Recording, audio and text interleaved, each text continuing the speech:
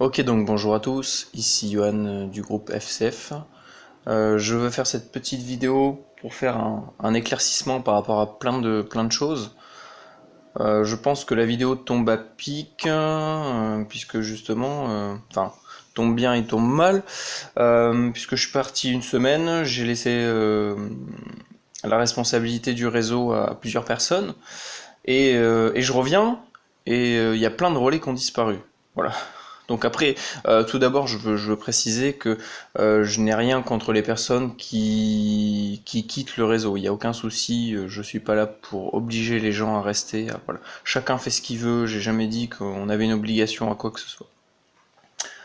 Voilà, je reviens après une semaine et je vois que plein de relais ont disparu. Voilà. Donc alors que je n'ai rien reçu, hein. J'ai reçu aucun mail, aucun SMS, rien du tout. Donc voilà, déjà, je pense que ça serait bien qu'on me donne une explication, tout simplement, hein. C'est pas pour engueuler les gens ou quoi, mais vraiment pour savoir ce qui ne va pas, et puis réussir de mon côté peut-être à l'arranger et à ce que ça se passe mieux pour les suivants. Voilà. Et en même temps, dans cette vidéo, j'aimerais faire un éclaircissement sur les choses à savoir en fait avant de venir nous rejoindre. Voilà. Puisque je pense qu'il y a c'est assez confus. Les gens ne s'imaginent des choses, ils viennent chez nous, ils sont peut-être déçus, et j'aimerais vraiment voilà, éclaircir tout ça. Et puis, comme vous l'avez vu, c'est bon, on a enfin reçu les autocollants, donc c'est dommage pour les gens qui viennent de partir. C'est maintenant que les choses sérieuses commencent, hein. On va pouvoir vraiment lancer vraiment le déploiement du réseau. Donc bon, tant pis pour vous, mais bon, voilà, c'est comme ça. Après voilà, rien ne vous empêche de revenir. Enfin moi, vous faites ce que vous voulez. Vous faites ce que vous voulez. Très franchement, moi je préfère avoir trois relais, mais trois relais qui sont vraiment fonctionnels et sur lesquels je vais vraiment pouvoir travailler plutôt que d'en avoir 15. 15 qui tournent pas à rien, parce que ça tourne jamais à rien, mais voilà, qui tournent, mais sans vraiment un déploiement concret derrière. Donc dès que je parle de déploiement concret, ça veut dire derrière une possibilité de veiller tout ce qui est fréquence d'urgence, un relais stable, et derrière une zone, on va dire, un minimum balisée avec un minimum de personnes, d'entreprises informées par rapport à tout ce qu'on fait. Et ça, j'y reviendrai dans la vidéo un petit peu plus tard. Donc je pense que tout d'abord, les gens viennent avec peut-être un fantasme ou un idéal en s'imaginant qu'on passe nos journées à courir avec des talkie-walkie à la main et des trousses de secours et aller secourir des gens dans la rue ou sur la route. Désolé de vous décevoir, hein. Déjà si vous voulez venir pour ça, c'est pas le cas, quoi. Concrètement, nous c'est pas ce qu'on va faire en majorité. Euh, voilà, peut-être qu'un jour vous serez amené à secourir une personne, mais je ne pense pas que que ça sera par rapport au projet FCF en fait. Mais voilà, moi je dis pas qu'il faut pas avoir de trousse de secours, je suis le premier à en avoir une tout le temps sur moi, et je sais qu'en cas de besoin, je peux intervenir assez rapidement, et je sais quoi faire, je sais qui contacter, et voilà. Mais bon, dans l'idée, si vous voulez vraiment de l'action dans ce sens-là, moi je vous conseille tout simplement d'aller à la Croix-Rouge, d'aller dans les, les associations qui font du secourisme, tout simplement, qui font vraiment du secourisme. Voilà, nous on fait de l'intervention au niveau radio, mais plutôt au niveau de tout ce qui est détresse, signaux de détresse, etc. Donc ça va être vraiment tourné radio.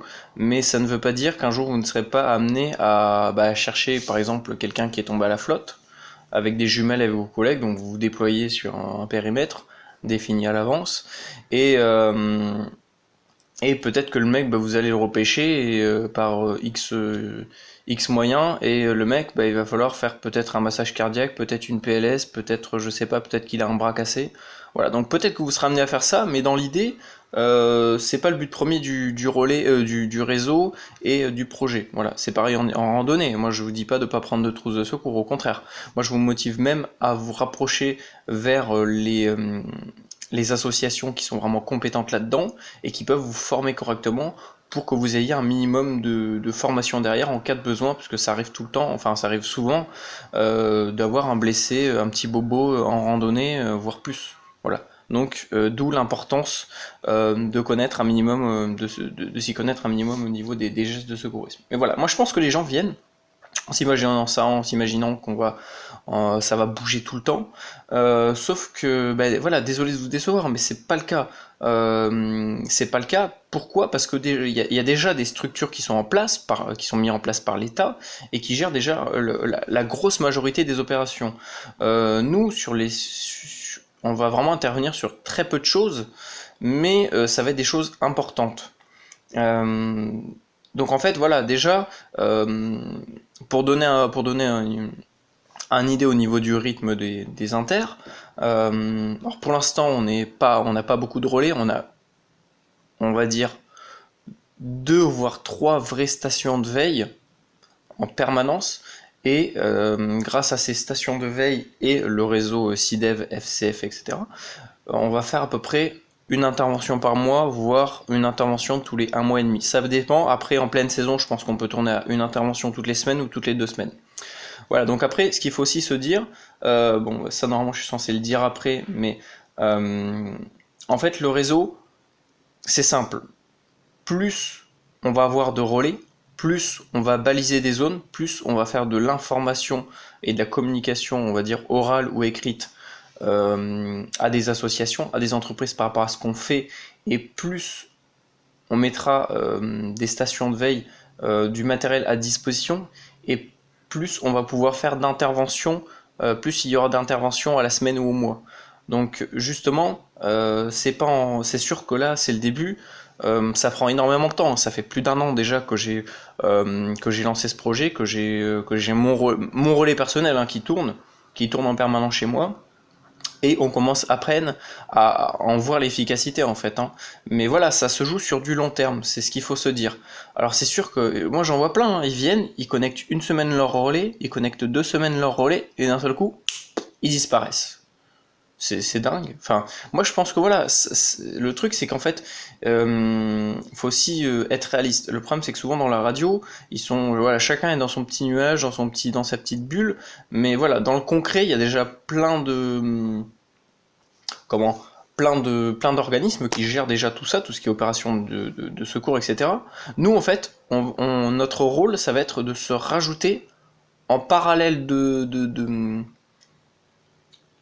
pas de ces groupes, mais voilà, de ces groupes de recherche et d'intervention, pour faire nos recherches de notre côté. Donc là, comme je vous donne un exemple, hein, il y a à peu près 2 mois, ouais, 2-3 mois, une balise de détresse s'est déclenchée. Ça, c'est vraiment l'exemple typique, enfin, je trouve que c'est la plus intéressante. Ça s'est déclenché. Bon, il y a eu directement l'armée qui a été envoyée, hein. Il y avait un hélico qui a fait toute la côte en recherche. Tous les sémaphores et tout se sont mis vraiment en alerte. Il y a la SNSM qui s'est mis en recherche, mais nous, de notre côté, on n'a rien dit à personne, puisqu'on est, je pars du principe on est citoyen, donc autonome, on s'autogère en fait, hein. C'est vraiment l'idée première du projet. Et en fait, nous, on s'est déployé de notre côté avec notre petit matériel, vraiment, c'est pas grand-chose, hein, mais on s'est déployé avec. On a fait quelques recherches, quelques relevés, et en 10 minutes, un quart d'heure, on a pu faire voilà, on a pu dire, voilà, la balise se trouve approximativement dans tel secteur. Donc à ce moment-là, on a contacté les services compétents, les vrais services compétents, donc la Marine nationale, et on leur a reporté toutes les infos qu'on avait, et on a pu, on va dire, oui, c'est un bien grand mot, les aider à la recherche de cette balise.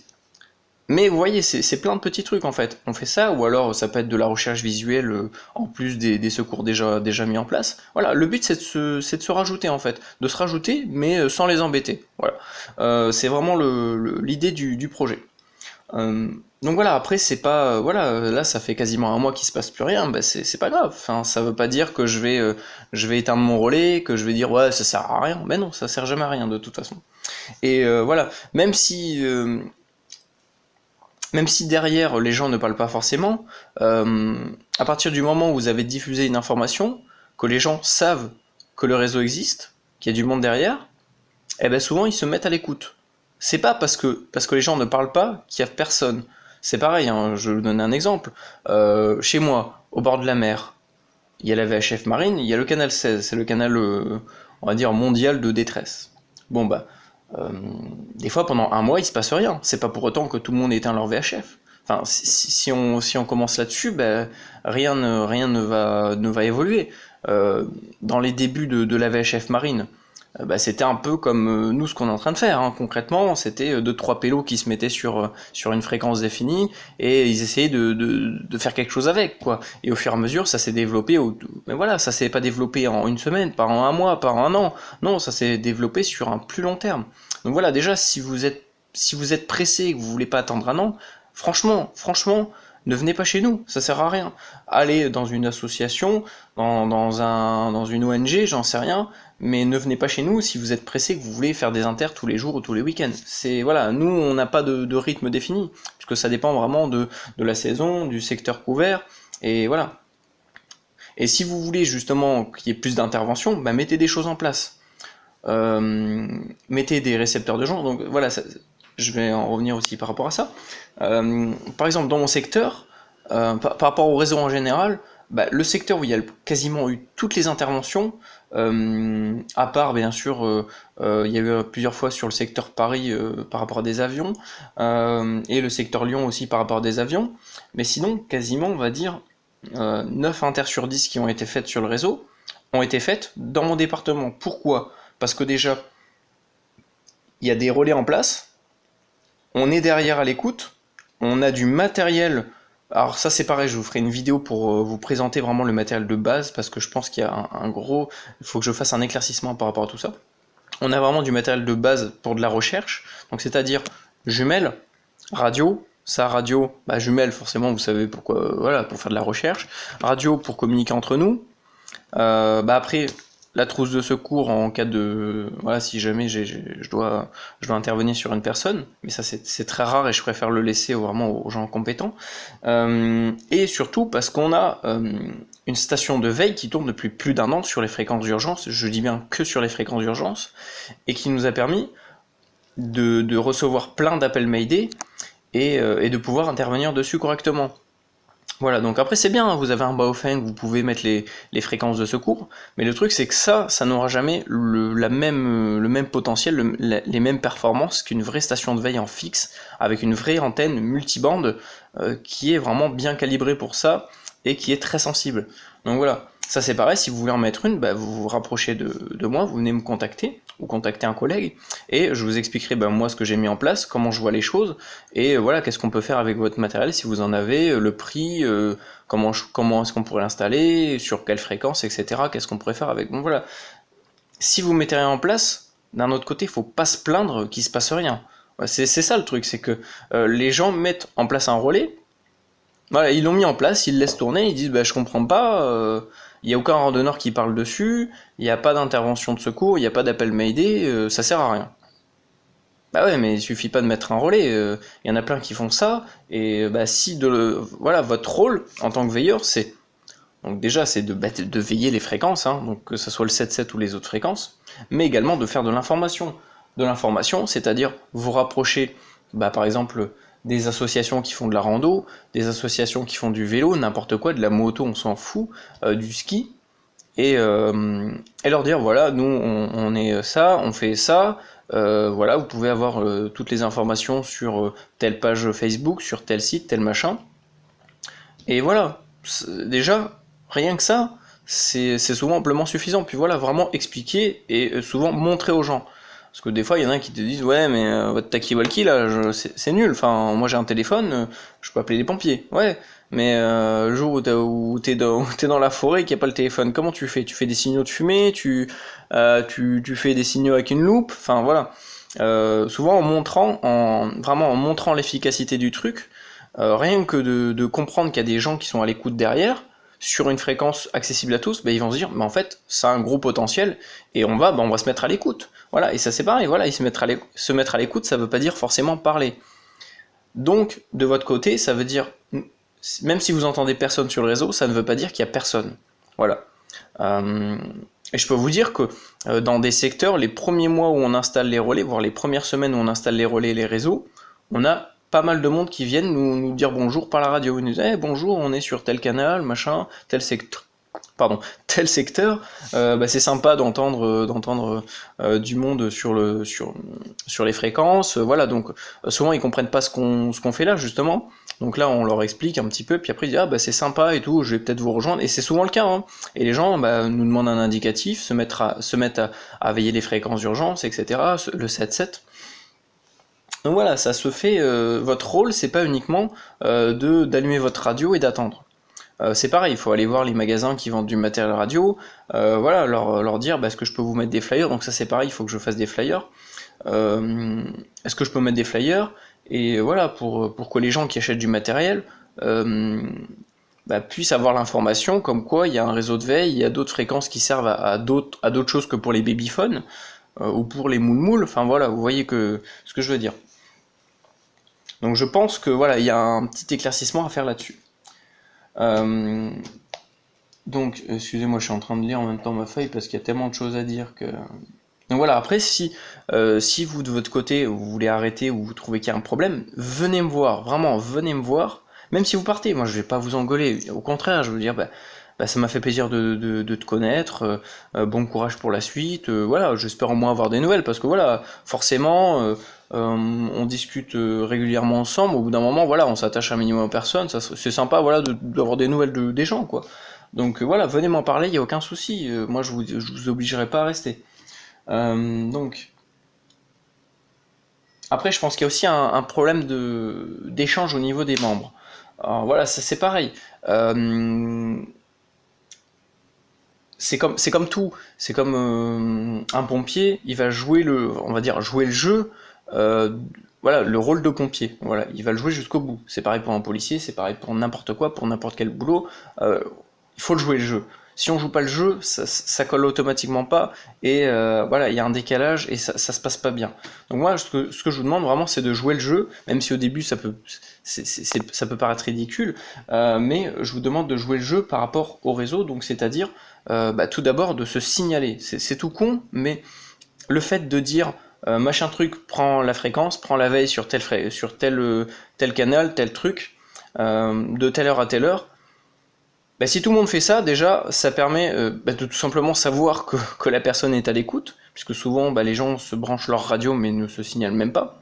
Le faire régulièrement, ça c'est encore mieux. Si vous entendez que personne ne vous répond, bah, vous attendez une demi-heure, trois quarts d'heure, vous vous resignalez. Moi c'est ce que je fais, hein, voilà, dès que je me lève le matin, c'est mon petit rituel. Je fais bon bah 3401, prends la fréquence, prends la veille, bonjour à tous. Voilà, ça suffit.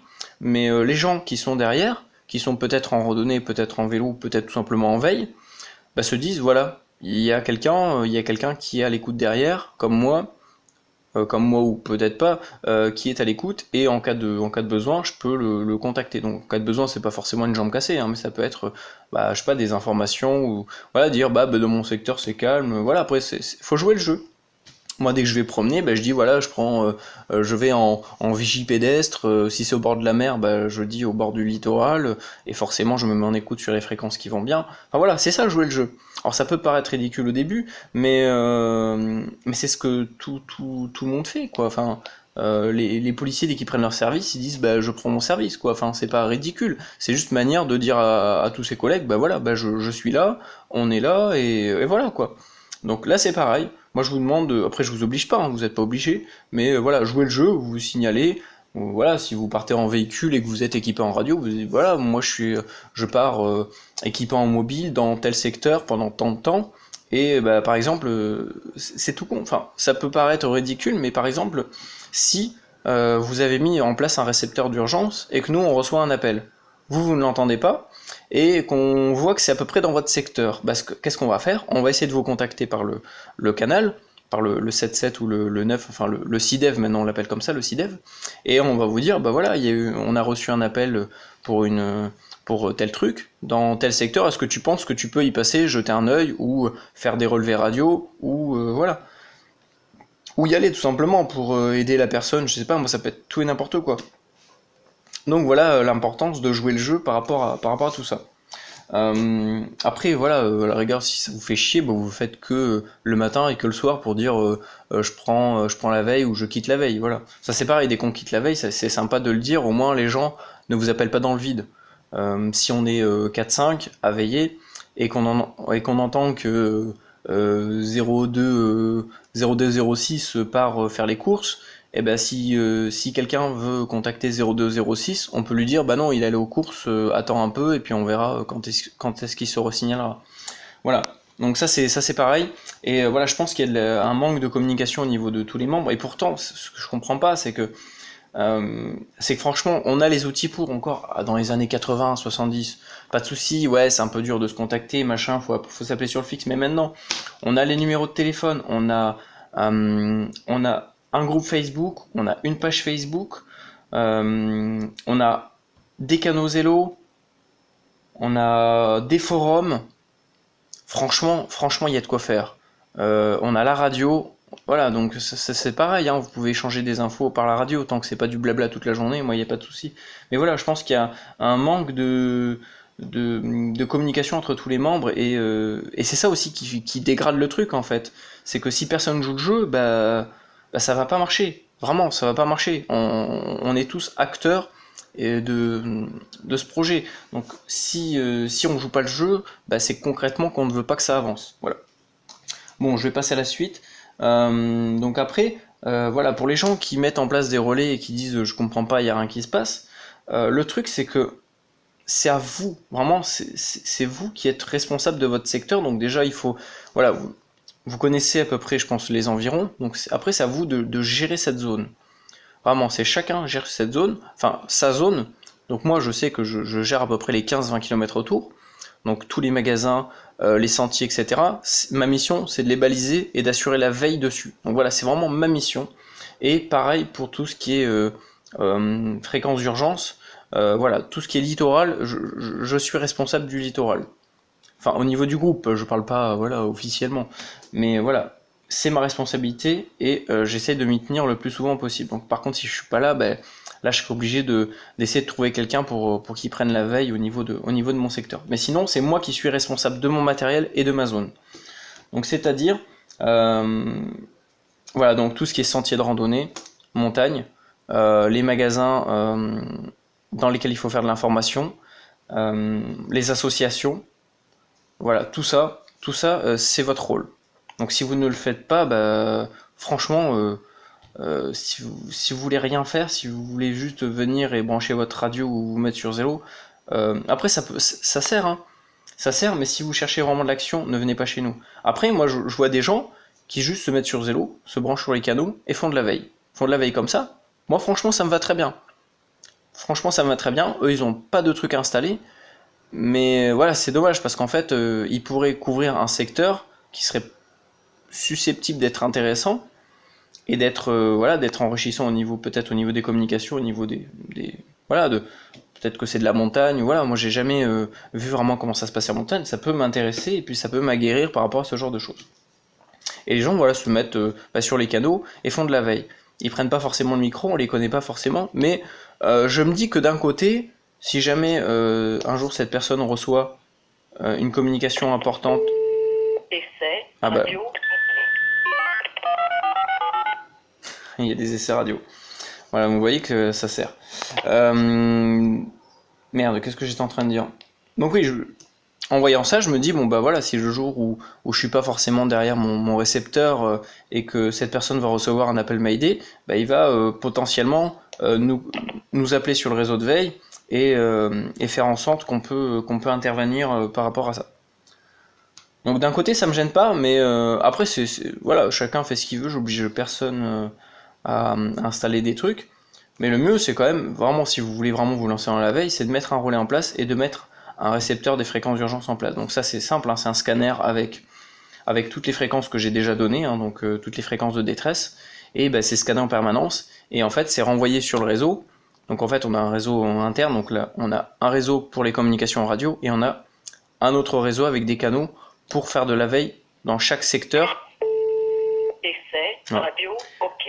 Pour faire de la veille dans chaque secteur, voilà, c'est tout. Désolé, ça me perturbe ce genre de truc. Donc voilà, vraiment avec ça, franchement, vous pouvez être opérationnel comme il faut et vous pouvez faire des trucs intéressants. Donc ça, je l'ai déjà dit. Donc un simple relais n'est pas forcément suffisant. il faut faire de l'information et il faut voilà, connecter un récepteur au niveau des fréquences d'urgence. Donc ça je viens de le dire, je vous l'ai déjà expliqué tout à l'heure. Voilà, donc ça aussi je l'ai dit. Je pense que j'ai fait le tour de tout, hein. Le dernier truc c'était, mais je l'ai dit au début, le réseau est efficace que sur le long terme, comme les réseaux traditionnels, quoi, hein. Rien ne s'est fait en un jour. Il n'y a que sur le long terme, sur plusieurs mois, voire plusieurs années, qu'on va pouvoir vraiment faire développer tout ce réseau-là et le faire fonctionner comme il faut. Alors déjà, ça m'a pris 1 an pour vraiment euh, mettre en place vraiment concrètement on va dire le noyau du réseau, comment tout connecter ensemble correctement pour pas que ça perturbe, comment voilà toutes les passerelles, tout ça, ça m'a pris beaucoup de temps, surtout au niveau des réglages, au niveau des problèmes, c'est surtout ça en fait. En vrai, le réseau en un mois il était opérationnel, mais derrière il y avait plein de trucs à régler, à refaire, et ça m'a pris beaucoup de temps. Enfin, ça nous a pris beaucoup de temps. Voilà. Donc j'ai fait le tour, donc si vous avez des questions, n'hésitez pas.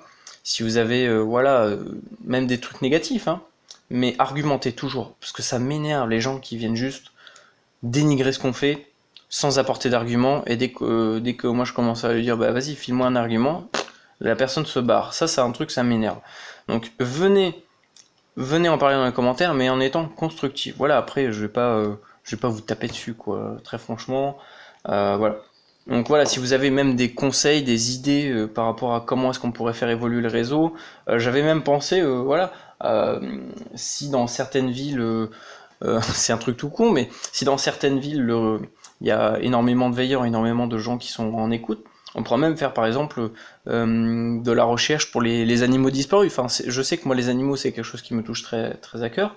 Par exemple dans ma ville, voilà, toutes les affiches que je vois au niveau des chiens et des chats, hop, je les prends en photo et dès que je me balade, j'essaie de voir si j'en vois un, quoi. Ça coûte rien, mais c'est aussi une action citoyenne. Voilà. Euh, Sécurité, sécurité, sécurité. Ici le Crossmed, voilà. qui va diffuser Donc, sur le canal 60. donc j'ai fait le tour. Voilà, si vous avez des questions, n'importe quoi, n'hésitez pas à me contacter, soit par commentaire directement, n'hésitez pas à surtout partager la vidéo. Donc j'espère que ça aura éclairci un petit peu les choses pour les gens qui veulent nous rejoindre, ou pour les gens qui nous ont déjà rejoints, ou ceux qui nous ont déjà quittés. Peut-être que ça va peut-être leur faire comprendre certaines choses. Voilà. Moi, je vous dis à la prochaine. Rejoignez-nous, venez discuter avec nous, il n'y a aucun souci, on est ouvert à tout dialogue, hein, que vous soyez radio-amateur, non licencié. Moi, très franchement, je m'en fous de ça. Moi, ce qui compte, c'est la personne. Vous pouvez être licencié F8 machin. Si vous avez une mentalité de merde, ça le fera pas. Par contre, si vous êtes F0 et que vous avez une super mentalité, moi, il n'y a pas de souci, je vous accueillerai à bras ouverts. Voilà, donc j'espère que ça va continuer dans le bon sens. Voilà, maintenant on a les autocollants, donc justement, il faut que je réfléchisse par rapport à comment je vais me débrouiller pour vous les envoyer. Merci surtout, ça faut pas que j'oublie, aux donateurs Tipeee. Alors les premiers mois, je n'ai pas pu recevoir les dons, puisqu'il y avait une erreur, ça je l'ai expliqué dans une autre vidéo. Ah, il y a Stéphane. Ouais, salut Stéphane, 73 à toi, bonne veille et à plus. Je reviens en fréquence dans quelques minutes. Voilà, donc merci aux tipeurs du mois dernier. Alors je crois que c'est 66 unités, je suis pas sûr. Voilà, en tout cas on a eu un don de quasiment 5 euros. Donc merci à toi. C'est pareil, hein, c'est bon, maintenant le Tipeee fonctionne. Donc si vous voulez aider le projet, et aider ou même si vous voulez des autocollants, maintenant je pense que je vais faire comme ça, si vous voulez des autocollants, vous nous faites un don au niveau Tipeee, et par rapport à la somme du don, je vous filerai des autocollants. En fait le but, ça sera qu'au niveau de la quantité, si par exemple un autocollant revient à 10 centimes, à 10 centimes de fabrication, je vais vous le faire payer 15 centimes. Mais en fait, les 5 centimes qui vont rester, déjà, il faut prendre en compte que Tipeee prend un pourcentage, mais en fait, je vais essayer d'avoir une petite marge que je vais remettre dans la caisse du projet et qui va me permettre de racheter derrière des autocollants enfin non, oui et non. En fait, le prix, par exemple, si un autocollant est à 10 centimes, les 10 centimes que vous allez donner, enfin, vous allez donner plus, mais c'est par exemple 15 ou 20 centimes, les 10 premiers centimes iront pour payer les autocollants, et le reste ira dans la cagnotte, ce qui nous permettra, par exemple, de faire d'autres types d'autocollants, ou alors de lancer d'autres projets à côté, puisqu'il y a aussi le projet des boîtes. Alors ça c'est pareil, on a réussi à récupérer quelques vieilles boîtes, je vous les présenterai, on fera des tests. Ça m'a pris un petit peu de temps, mais on a réussi à en trouver des vieilles à la déchetterie. Donc voilà, on en a plein. Et voilà. Donc ça c'est pareil, on essaiera de faire quelque chose de concret, de vraiment fiable. Et je vous dis encore merci de votre soutien. N'hésitez pas à partager la vidéo, venir nous rejoindre.